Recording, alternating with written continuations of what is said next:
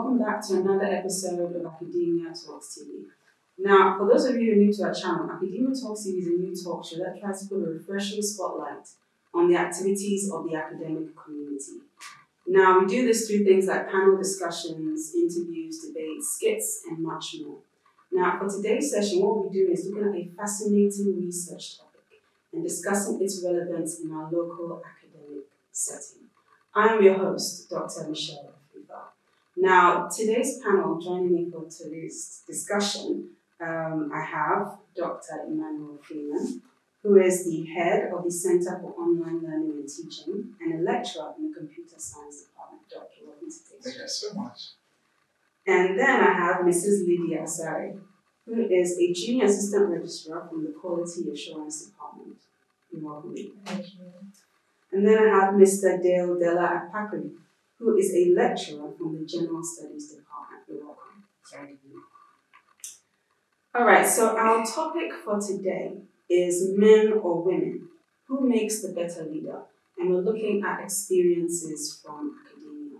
Now, if you do a quick search online, you will find that the general consensus is that women, on a whole, do make much more effective leaders than men. But that is only the case when it comes to specific leadership competencies. Now, I have two articles here, one from the Harvard Business Review and one from Forbes. So I'm going to read you a little bit from the Harvard Business Review on what is said.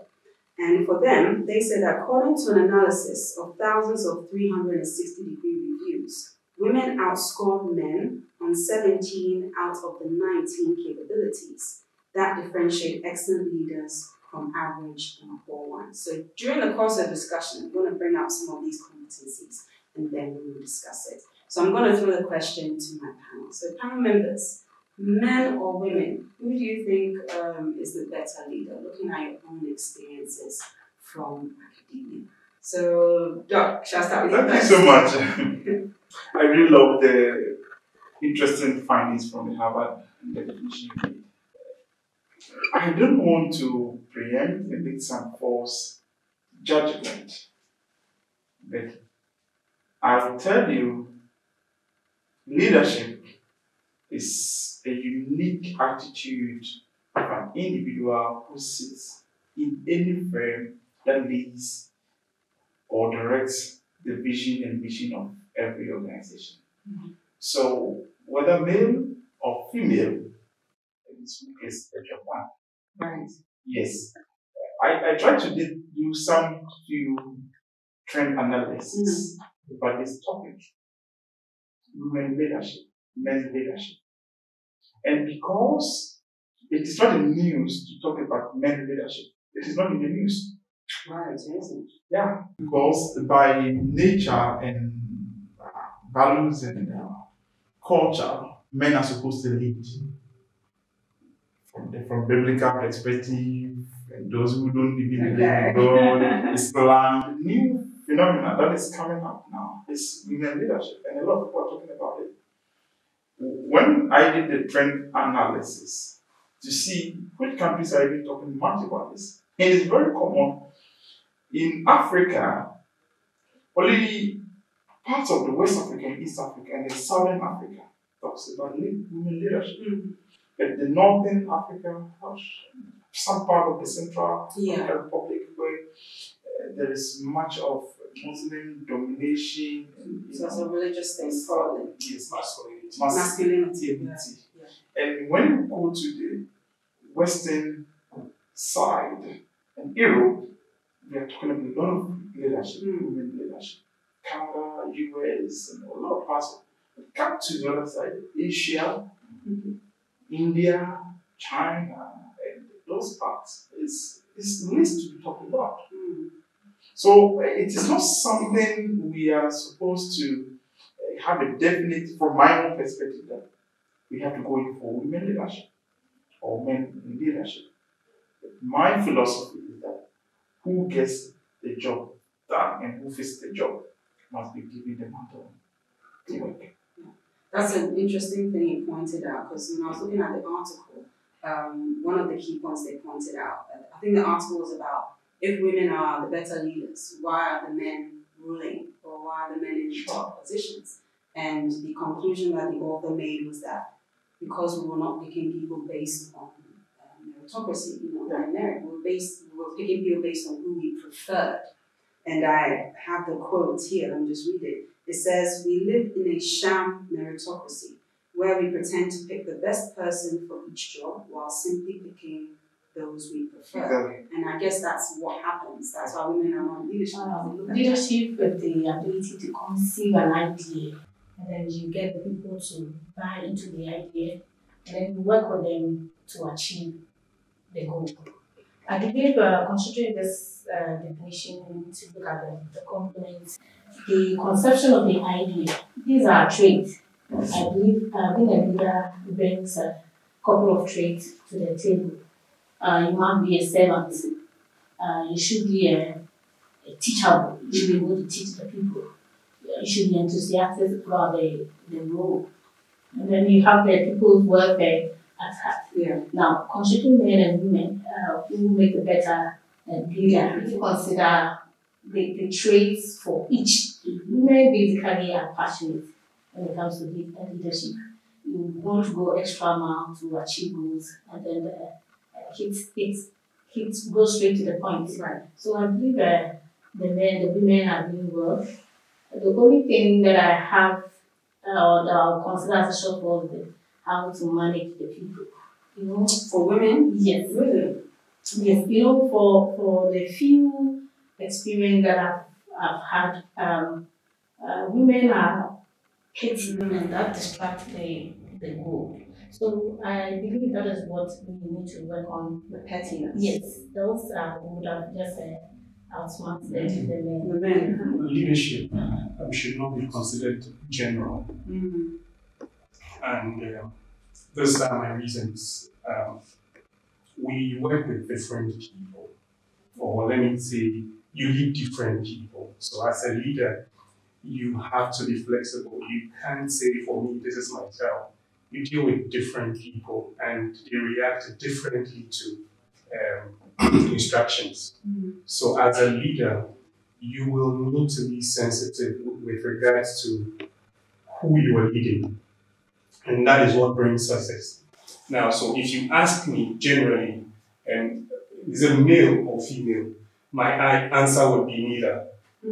Because leadership is an art and is a science as well. You should know how to do it. And so the person who knows how to do it does it better. So irrespective of whether the person is a male or female, I've worked with very good women leaders.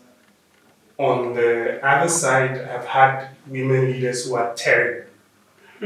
I've worked with very good men, and on the other side, there are those who are terrible. So for me, it's an individual thing. It has to do more with who has what it takes. Like Freeman said, the person who does the job, and not whether the person is a man or a woman, or male or female. That for me is irrelevant. Okay, so your focus is on the meritocracy. Exactly. We all grew up differently and in different cultures. As he was speaking, he mentioned the Muslim world, where, so in their setup, it will be difficult to find a female leader because efforts are put on males, or training would be given to males and not females. But in another setting, everybody is trained in the Western world, and that's why you have more of that. So for me, it depends on culture and what people want to achieve. Now, if your focus is on getting certain specific things done, and the people you have will only work hard when you are friendly to them. If you bring a leader who is strict, it won't work. Yeah.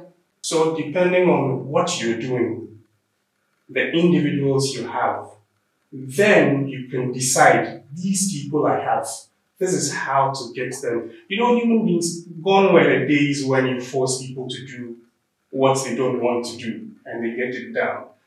Today, people will do it well because, first of all, they love it and they like the person who is in charge. And so for me, it's neither male or female. We are moving away to emotional intelligence, which focuses more on other soft qualities than just knowing what to do.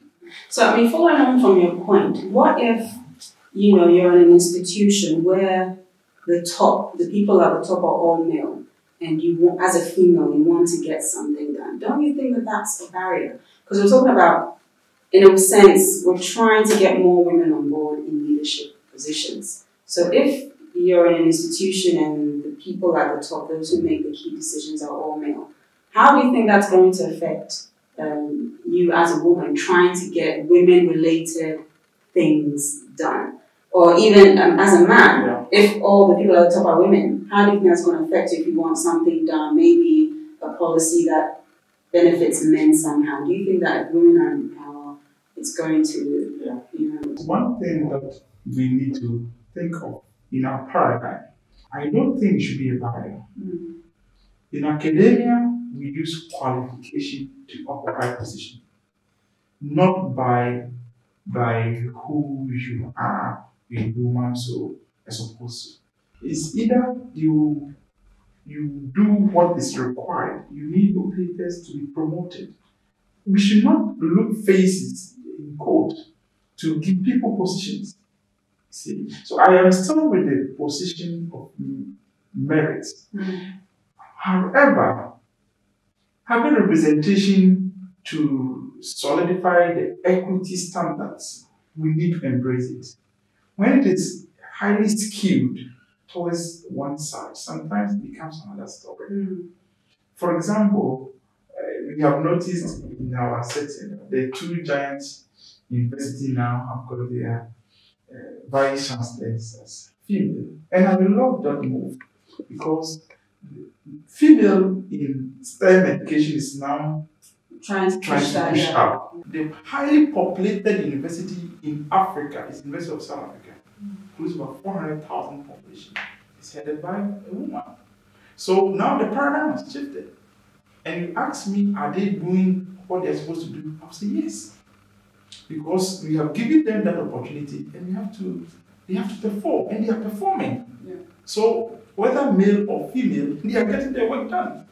However, if the entire scope becomes a personalized stuff and feminine stuff without taking into consideration other components of the leadership where equity is enforced, then of course it's not good leadership.